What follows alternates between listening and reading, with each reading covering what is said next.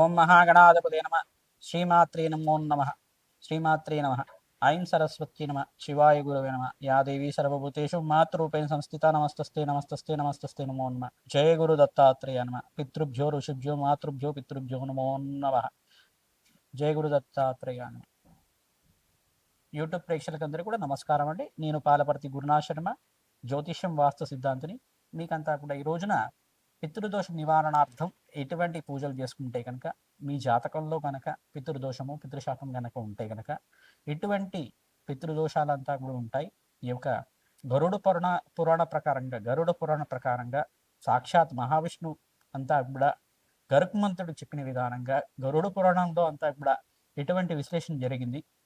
ఆ విశ్లేషణ అంతా కూడా ఈ యొక్క పితృదోషం అంతా కూడా ఏంటి, అసలు పితరులు అంటే ఎవరు, పితృస్థానం అంటే ఏంటి, ప్రధానంగా జన్మజాతకంలో పితృదేవతలు అంటే ఈ యొక్క తల్లి కానీ తండ్రి కానీ పితృదేవతలంతా కూడా గతించిన వాళ్ళకి వాళ్ళకంతా కూడా పితృకార్యాలు పిండ ప్రధానాలు కానీ ఈ యొక్క శ్రాద్ధ కర్మలు కానీ ప్రధానంగా శ్రాద్ధ కర్మలు కానీ ఎటువంటి శ్రద్ధతో కానీ చేయకపోతే కనుక వాళ్ళకంతా కూడా పితృదోషం సంభవిస్తుంది. ప్రధానంగా పితృకార్యాలంతా కూడా శ్రద్ధగా చేస్తుండేది శ్రాద్ధము, శ్రద్ధతో చేయాలి.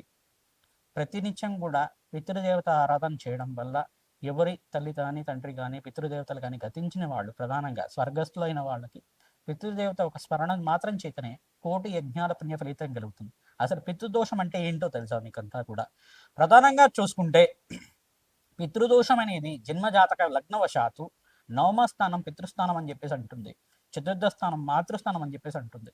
ప్రధానంగా నవమ స్థానాన్ని కేంద్రంగా తీసుకొనేసి ఈ యొక్క లగ్నవశాత్తు చూసుకుంటే నవమ స్థానంలో రాహువు కానీ కేతు కానీ సంచారం జరిగినప్పుడు ప్రధానంగా ఈ యొక్క లగ్నవశాత్తు చూసుకుంటే రాహువు కానీ కేతు కానీ ఉన్నప్పుడు గనక పితృదోషం వర్తిస్తుందని చెప్పేసి జ్యోతిష పరిభాషలో అంతా కూడా చెప్పడం జరుగుతుంది. ప్రధానంగా ఇంకో కోణంలో కూడా చూసుకుంటే 3 కోణాలంతా కూడా చెప్పడం జరుగుతుంది.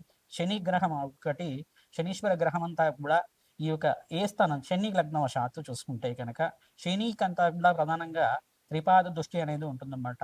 తానున్న స్థానం నుంచి శనీశ్వరుడు ఉన్న స్థానం నుంచి 3వ దృష్టితో చూస్తూ ఉంటాడు, సప్తమ దృష్టి ఉంటుంది, దశమ దృష్టి అంతా కూడా ఉంటుంది.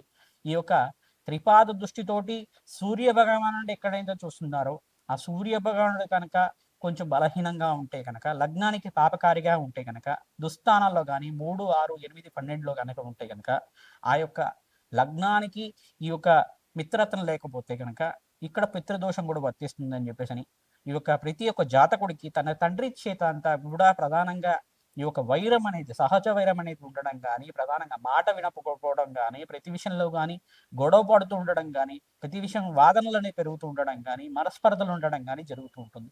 మరియు మరణించిన తర్వాత కూడా పితృకార్యాలు సక్రమంగా చేయకపోతే ఆలస్య సంతానం కలగడం కానీ జరుగుతూ ఉంటుంది.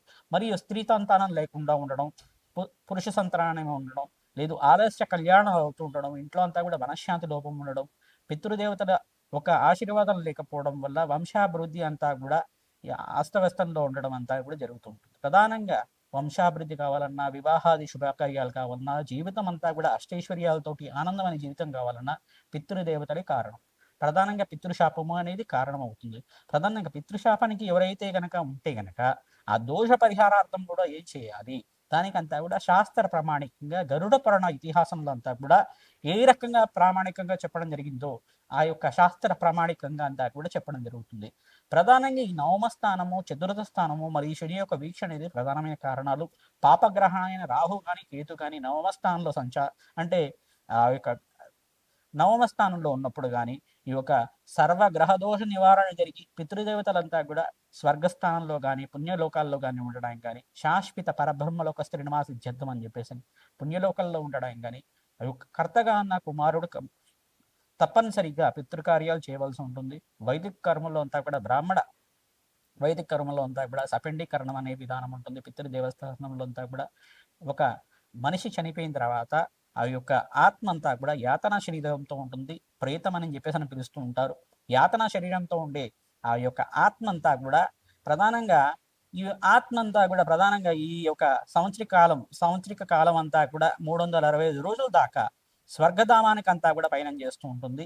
16 మాసికాలంతా కూడా పెడుతూ ఉండాలి. ప్రధానంగా 16 మాసికాలు పెడుతుండడం వల్ల వాళ్ళకంతా కూడా ఆ ప్రయాణం చేసే సమయంలో ఆకలి దప్పికలు కానీ యాత శరీరానికి భోజనం అంతా కూడా లభించడం కానీ జరుగుతూ ఉంటుంది.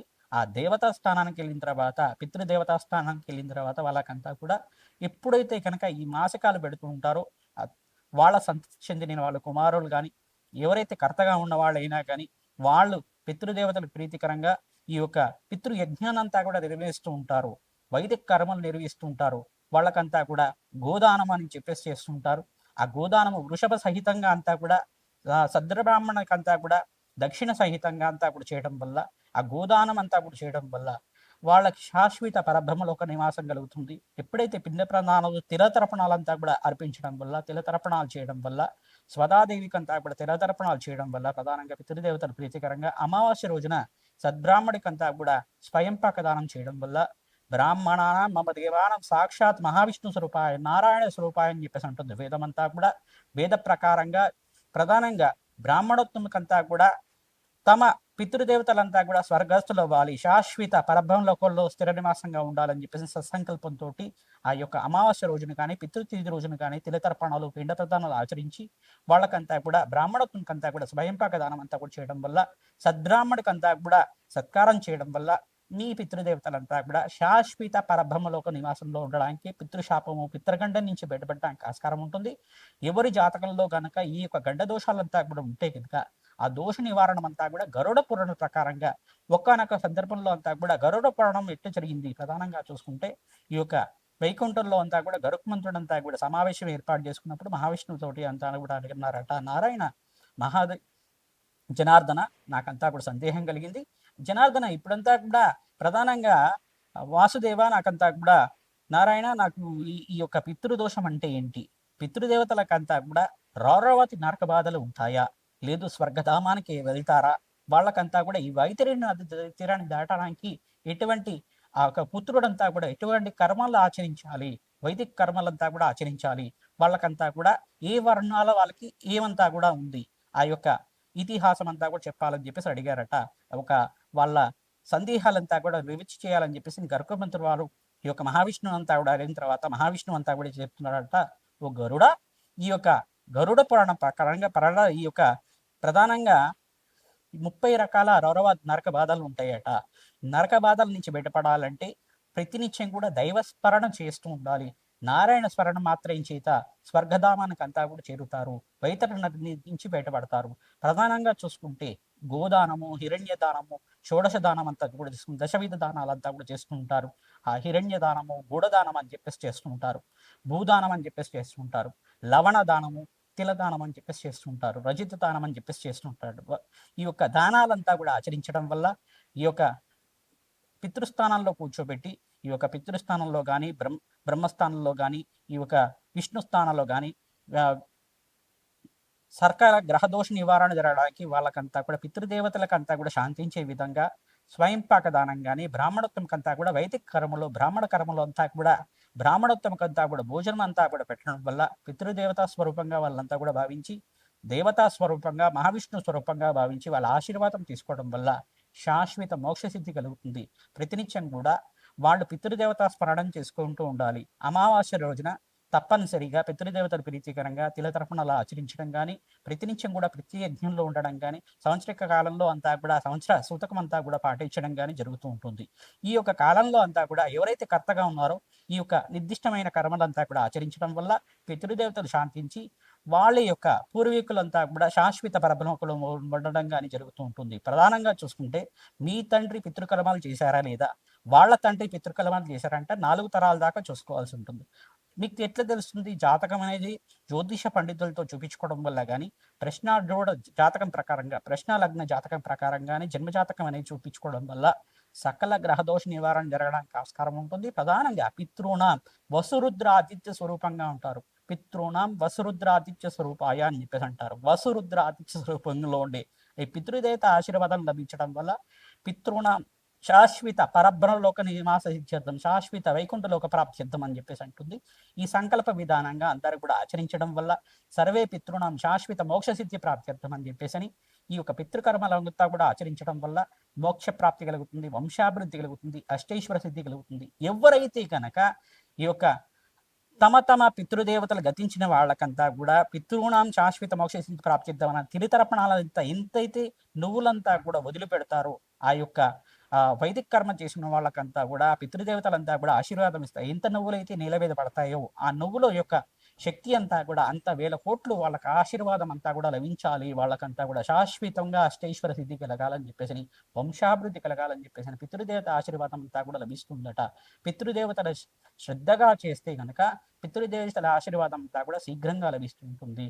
ప్రధానంగా చూసుకుంటే దేవతా పూజలో కన్నా లోపాలు జరిగితే గనక దేవతలంతా కూడా క్షమిస్తారట, కానీ పితృదేవత పూజలో అంతా కూడా పితృదేవత ఆచారంలో విధానంగా కూడా ఈ పిండ ప్రధానం శ్రాద్ధ కర్మల్లో కూడా ఎటువంటి లోపం జరగకుండా ఉండాలట.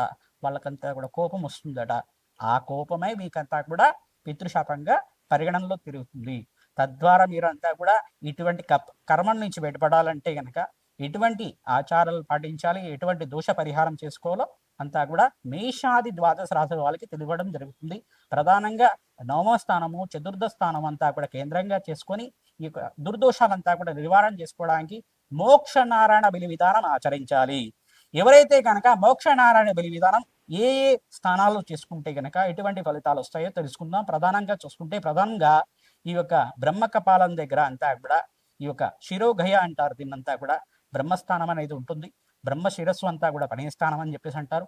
బ్రహ్మ కపాలం అంతా కూడా ఉంటుంది. కావున ఈ యొక్క శిరోగయ దగ్గర అంతా కూడా ప్రధానంగా బ్రహ్మస్థానం అని చెప్పేసి అంటారు. కాబట్టి ఆ ప్రాంతం దగ్గర అంతా కూడా ఈ యొక్క పిండ ప్రధానాలు ఆచరించడం వల్ల శ్రాద్ధకర్మలు కానీ మోక్షనారాయణ బలి విధానం కానీ ఆచరించడం వల్ల శాశ్వత బ్రహ్మలోక ప్రాప్తి కలుగుతుంది. పితృదేవత దోష నివారణ జరుగుతుంది, వంశాభివృద్ధి కలుగుతుంది, అష్టైశ్వర సిద్ధి కలుగుతుంది, ఆనందమైన జీవితం జీవించడానికి ఆస్కారం ఉంటుంది. కావున పితృశాపము, స్త్రీ శాపము, ఈ యొక్క మాతృమూలకమైన శాపం కానీ వెళ్ళిపోతుంది. కావున ఎవరి జీవితంలో కనుక పుత్రులు సంతానం గలక చిన్న వయసులో అంటే 30 వయసు లోపలనే కళ్యాణం కాకుండా చనిపోతూ ఉంటారు.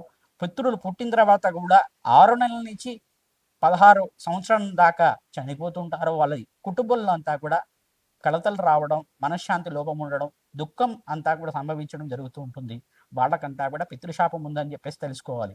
ప్రధానంగా ఇదంతా కూడా మీ పితరులు కానీ వాళ్ళ పితరులు కానీ పితృకర్మలు సక్రమం చేయలేదు, ఇదంతా కూడా దోష నివారణ జరగడానికి పూజ అంతా కూడా ఆచరించాలని చెప్పేసి చేసుకోవడం. 10 మందికి భోజనం పెట్టడం వల్ల పితృదోష నివారణ జరుగుతుంది. 10 మంది గోమాతకంతా కూడా గ్రాసము పచ్చికంతా కూడా మీ చేత్తో ప్రతినిత్యం కూడా పెట్టడం వల్ల, గోమాత సేవ చేయడం వల్ల, సద్బ్రాహ్మడికి కానీ గోశాలలో కానీ గోమాతనంతా కూడా దానం చేయడం వల్ల సకల గ్రహదోష నివారణ జరిగి సకల పితృణాం శాశ్వత మోక్షసిద్ధి ప్రాప్త్యర్థం అని చెప్పేసి ఇటువంటి మోక్షసిద్ధి ప్రాప్తిస్తుంది. తద్వారా వసురుద్ర ఆతిథ్య స్వరూపమైన పితృదేవత ఆశీర్వాదం అంతా కూడా లభించాలని చెప్పేసి ఎవరైతే పితృదేవతను స్మరిస్తూ ఉంటారో కోటి యజ్ఞ ఫలితం కలుగుతుంది. వాళ్ళకంతా కూడా అష్టైశ్వర ప్రాప్తి కలుగుతుంది, కోటి జన్మల పుణ్యప్రాప్తి కలుగుతుంది. కావున పితృదేవత ఆరాధన చేయండి. ఎవరు పితృలైతే గతించి ఉన్నారో వాళ్ళంతా కూడా తప్పనిసరిగా పితృకార్యాలు ఆచరించాలి. తద్వారా మీకంతా కూడా అష్టైశ్వర ప్రాప్తి కలుగుతుంది. పితృదేశ ఆశీర్వాదం వల్ల వంశాభివృద్ధి కలుగుతుంది. మేషాది ద్వాదశ రాశుల వాళ్ళు ఎటువంటి పరిహారం చేసుకోవాలో పితృదోష నివారణ అర్థం అంతా కూడా తెలుసుకుందాం. కర్కాటక రాశి, కర్కాటక లగ్న జాతకులు ప్రధానంగా చూసుకుంటే మీ జన్మ జాతకంలో చూసుకుని లగ్నవశాత్తు మీరంతా కూడా నవమ స్థానాన్ని చతుర్థ స్థానాన్ని ప్రధానంగా చూసుకోవాలి. ఆ యొక్క పితృదోషం ఉందా లేదా, శని యొక్క వీక్షణ అంతా కూడా సూర్య భగవానుడి మీద ఉందా లేదా, ప్రధానంగా నవమంలో కనుక రాహు గాని కేతు గాని ఉంటే కనుక సకల గ్రహదోష నివారణ జరగాలి. మీ జన్మజాతకంలో పితృదేవతలు గతించి ఉంటే గనక మీ పితృదేవతలకు ప్రీతికరంగా వసురుద్ర ఆతిథ్య స్వరూపం లేదు, మీ నాన్నగారు కానీ తండ్రి కానీ ఉంటే గనక ఈ యొక్క పితృదేవతలు తల్లి తండ్రి ఉండేవాళ్ళు ఎవరి పితృదేవతలు అయితే గనక గతించి ఉన్నారో మీ తాతగారు కానీ ముత్తాత కానీ గతించి ఉన్న వాళ్ళు ప్రధానంగా చూసుకుంటే పితృదేవతలు లేని వాళ్ళు మాత్రమే ఈ యొక్క పితృకర్మలు చేయడానికి అర్హత ఉంటుంది. తల్లి తండ్రి ఉండేవాళ్ళు పితృకర్మలు చేయడానికి అర్హత ఉండదు. ప్రధానంగా ఎవరి పితృదేవతలు అయితే గతించున్నారో పుణ్యలోకాల్లో ఉన్నారో వాళ్ళకంతా కూడా మనశ్శాంతి కలిగే విధంగా శ్రాద్ధ కర్మలు శ్రద్ధగా చెయ్యాలి. అలా చేయకపోతే పితృ దోషం అనేది ఏర్పడుతుంది. జన్మజాతకంలో దోషం ఉందా లేదా అని జ్యోతిష పండితులతో చూపించుకుంటే మాత్రం తెలుస్తుంది. 4 తరాల దాకా ఈ యొక్క పితృదేవతల ఆరాధన ఖచ్చితంగా చేశారా లేదా, ఈ యొక్క పితృదేవతలకి శ్రాద్ధకర్మలు ఖచ్చితంగా చేశారా లేదా, ఆ వంశం ఏ రకంగా అభివృద్ధి పదంలో ఉంది, వాళ్ళకి ఏమన్నా దోషాలు కలిగాయా, వాళ్ళ పుత్రులు కానీ వాళ్ళ కొడుకులు కానీ మనవాళ్ళు కానీ ఎవరైనా కానీ అనుకోకుండా అనారోగ్యంతో చనిపోయారా, లేదు అనారోగ్య ఇబ్బందులతో పడుతున్నారా, లేదు చిన్న వయసులోనే అకాల మరణం సంభవించిందా, లేదు మీ తండ్రి కానీ మీ యొక్క తాతగారు కానీ చిన్న వయసులోనే చనిపోయారా, లేదు మీకు మనశ్శాంతి లోపం ఉంటుందా, ఆర్థిక ఇబ్బందులు ఉన్నాయా, లేదు మీకంతా కూడా అకాల కష్టాలు సంభవిస్తున్నాయా, దీర్ఘకాలిక అనారోగ్యంతో ఇబ్బంది పడుతున్నారా, ఇవన్నీ కూడా కారణమవుతాయి. ఈ యొక్క ప్రధానంగా కర్కాటక రాశి వాళ్ళు మీకంతా కూడా మనశ్శాంతమైన జీవితం కలగాలంటే ఎవరి పితృదేవతలు అయితే గతించున్నారో వాళ్ళకంతా కూడా శ్రాద్ధ కర్మలు ఖచ్చితంగా ఆచరించాలి. వైదిక కర్మల ప్రకారంగా ఈ యొక్క పిండ ప్రదానం ఆచరించడం, వాళ్ళకంతా కూడా తిలతర్పణాలు తిలాది హోమాలు చేయడం వల్ల, తిలహోమం పురుషసూక్త విధానంగా చేయడం వల్ల, మోక్ష నారాయణ బలి విధానం అంతా కూడా తంత్ర ప్రకారంగా ఈ యొక్క గరుడ పురాణం ప్రకారంగా అంతా కూడా ఈ యొక్క శాస్త్ర ప్రామాణికంగా ఉండేదే చెప్తున్నాం కావున, శాస్త్ర ప్రమాణంగా ఈ యొక్క గరుడ పురాణం ప్రకారంగా అంతా కూడా ఉంది కావున ఈ యొక్క దోష నివారణార్థం అంతా కూడా మోక్ష నారాయణ బలి విధానం గోకర్ణంలో కానీ, పిఠాపురం దగ్గర పాతగయ్య దగ్గర కానీ, ఈ యొక్క బీహార్ అనే ప్రాంతం దగ్గర విష్ణు పాదం అనే ప్రాంతం దగ్గర పుణ్యక్షేత్రంలో కానీ, మహావిష్ణు ఈ యొక్క పాదం దగ్గర అయినా కానీ, ఈ యొక్క త్రివేణి సంగమం ఉండే దగ్గర, ప్రధానంగా త్రివేణి సంగమం ఉండే దగ్గర మీరంతా కూడా ఈ యొక్క పితృకర్మలంతా కూడా చేసుకోవడం మంచిగా ఉంటుంది. తద్వారా మీకంతా కూడా మంచి ఫలితాలు రావడానికి, పితృదేవత ఆశీర్వాదాలు లభించడానికి ఈ యొక్క శిరోగయ దగ్గర ఎక్కడైతే బ్రహ్మకపాలం అనే శిరోగయ ఉందో, బ్రహ్మకపాలం దగ్గరంతా కూడా, బ్రహ్మస్థానం దగ్గరంతా కూడా పిండ ప్రదానం ఆచరించడం వల్ల కోటి యజ్ఞాల పుణ్య ఫలితం లభిస్తుంది. అష్టైశ్వర్య సిద్ధి కలుగుతుంది, వ్యాపార అభివృద్ధి కలుగుతుంది, కష్టాల నుంచి బయటపడతారు, అకాల కష్టాల నుంచి బయటపడతారు. ప్రతినిత్యం కూడా పితృదేవతల ప్రీతికరంగా ఈ యొక్క శ్రాద్ధ కర్మలు చేసుకోవడం వల్ల అష్టైశ్వర్య యోగం కలుగుతుంది. వాళ్ళ తిథి ఎప్పుడైతే వచ్చిందో తిథి ప్రకారంగా చెయ్యాలి. తిథి ప్రామాణికంగా చూసుకొని తిథి ప్రకారంగా ఆచరించడం వల్ల వాళ్ళకంతా కూడా అష్టైశ్వర్య యోగం కలుగుతుంది. ఈ యొక్క అపరాహ్న కాలంలో చేసుకోవడం వల్ల కూడా పితృదేవతల ఆశీర్వాదం అంతా కూడా లభిస్తుంది. కావున ఈ పితృదేవత ఆరాధన చేయండి. పితృదేవత ఆశీర్వాదం అంతా కూడా లభించి సత్సంతానం లభిస్తుంది. సకాలంలో వివాహాది శుభకార్యాలు కలుగుతాయి, వంశాభివృద్ధి కలుగుతుంది, అష్టైశ్వర్య యోగం కలుగుతుంది, ఆనందమైన జీవితం జీవించడానికి ఆస్కారం ఉంటుంది. పితృదేవతలంతా కూడా శాశ్వత పరబ్రహ్మలోకంలో స్థిర నివాసం ఉండడానికి ఆస్కారం ఉంటుంది. కావున ఈ పితృదోష నివారణార్థం మోక్ష నారాయణ విధి విధానం చేయండి.